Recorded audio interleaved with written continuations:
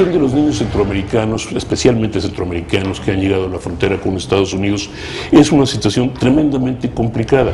Primero, ciertamente huyen de violencia, huyen de pobreza, huyen de la falta de esperanza, pero al mismo tiempo llegan a un país que, aunque se ostenta como una nación de migrantes, nunca le puso una alfombra roja a los migrantes en términos reales. Cada grupo de migrante ha tenido que pagar con sangre, sudor y lágrimas a lo largo de la historia estadounidense. Y en el caso de estos niños centroamericanos, muchos de ellos son hijos de estadounidenses o nacidos en Estados Unidos o tienen familia en Estados Unidos. Raúl, ¿qué va a hacer Estados Unidos? Bueno, mira, aquí el punto de vista humanitario, viendo el tema de la reunificación familiar, más o menos el 60-70% de ellos va por sus padres. Entonces, tienen su raíz ya establecida en Estados Unidos y eso es una atención prioritaria que el gobierno de Obama tiene que resolver, porque en todos los países del mundo hay políticas de reunificación familiar y más países de alta densidad de migrantes. Luego estos chicos pues son hostigados, sobre todo en Honduras. Se estima que más del 60% provienen de Honduras, que es el país más deteriorado, más descompuesto de Centroamérica en este momento, y donde las pandillas llamadas maras han cobrado niveles de violencia tremendos al controlar barrios humildes en las afueras de San Pedro Sula, en la ciudad de La Ceiba, en las afueras del distrito central de Tegucigalpa, y estos niños también han sido hostigados y expulsados por las mismas pandillas, y se van a Guatemala, se van a El Salvador y de ahí emprenden estas rutas de migración. Y ello lleva a los gobiernos a situaciones muy complicadas. Los países centroamericanos no saben qué hacer con ellos. México están dando la atención prioritaria a estos niños los albergues. Por ejemplo, en Nuevo Laredo, solamente la Casa del Refugio Nazaret ha atendido a 5,000 niños entre enero y junio. Solo una casa de refugio administrada por la iglesia, por sacerdotes que hacen estas labores humanitarias. Entonces imaginemos estas casas de refugio que hay desde Tapachula, que hay en Tabasco, que hay en el sur de Veracruz, en Acayucan, en San Andrés, etcétera, en toda la ruta, en Oaxaca, en Matías Romero. ¿A cuántos niños están atendiendo? Y el gobierno mexicano ha atendido a muy pocos de estos niños, casi no tienen ni siquiera política de atención ni instituciones, el DIF no puede tampoco. Están preparados para eso. Pero hay una segunda pregunta en eso, esto es, ¿cómo es posible que tal marea de niños haya pasado indetectada? Ya, déjate por un lado de la parte receptora, sino la parte emisora y la parte de paso. Exactamente.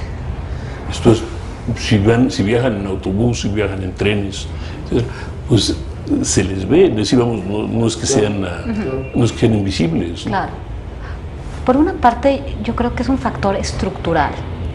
Y por otra parte, o sea, porque todo lo que estamos explicando, todo de lo que estamos hablando, de la cuestión económica, la crisis social, la crisis política, que es histórica y que se ha ido deteriorando por la política estadounidense, obviamente la falta de una definición en cuanto a su política migratoria, pero por otro lado lo que nos llama la atención es este reciente flujo tan importante porque es sin precedentes.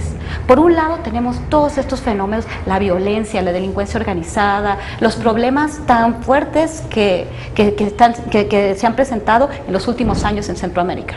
Pero por otro lado, ¿qué explica este movimiento masivo de niños en estas últimas semanas, en este último mes? ¿Qué es lo que explica estos rumores? ¿Quién está esparciendo estos rumores? Esta falta de voluntad política de los gobiernos, tanto los gobiernos expulsores como el gobierno en tránsito, y obviamente la problemática de la política migratoria estadounidense. Quedan también muchas preguntas en el aire. ¿Cómo se esparce este rumor? ¿A quién le conviene? Muchas cuestiones que debemos de hacer más investigación. Los países deben invertir y deben de sentarse a la mesa, repito, para ver qué es lo que está sucediendo. Sí, pero por ejemplo hace un par de días, 2 o 3 días, cuando el presidente Obama pidió que $3.700 millones para empezar a lidiar específicamente con la parte de crisis, pues de repente el Congreso de los Estados Unidos está diciendo, ¿sabes qué? Es demasiado dinero, resuelve el problema, pero no te voy a dar tanto dinero. Claro, claro. Es un poco una pelota política, un poco una muy cínica formulación política, en este caso dentro de los Estados Unidos, pero también hay otra parte, esto es ¿qué va a hacer el gobierno de Honduras para enfrentar el problema? ¿Qué va a hacer el de Guatemala? Finalmente también Guatemala no solo es fuente, sino tránsito también. Yo estoy de acuerdo con Guadalupe en que hay que como atender las causas estructurales de este problema, porque el riesgo es que esta generación repita el patrón de la generación anterior, es decir, muchos niños están emigrando para buscar a sus padres que, como decíamos hace rato, padres que se fueron a Estados Unidos hace 10, 15 años, huyendo también de la violencia o porque no tenían empleo, y gente que está trabajando con niños centroamericanos en Virginia, junto a la capital de Estados Unidos. Una trabajadora social me decía, el gran problema de estos niños es que muchos son analfabetas, o sea, 15 a 14 años no saben leer o leen muy mal, y cuando llegan a Washington o a Virginia específicamente, los papás esperan que esos niños empiecen a trabajar, no esperan que vayan a la escuela, esperan que vayan a trabajar. Entonces ella, ¿cómo vamos a romper este ciclo de pobreza si la siguiente generación va a entrar a trabajar de panadero o a una tortillería, cosas que no les van a generar una mejor calidad de vida? Para ella ha sido muy difícil explicarle a los papás que la educación es una inversión y es una forma de lograr que la siguiente generación tenga un mejor nivel de vida y que no tenga que vivir este viacrucis, ¿no? Entonces ahí hay un problema estructural de falta de educación, y estoy con los tres en que los gobiernos de Centroamérica tienen que invertir en generar mejores condiciones de vida, y hace un rato lo decía nuestro colega, en el sentido de que Estados Unidos tiene una responsabilidad histórica de las maras, porque finalmente ellos los expulsaron, ¿no?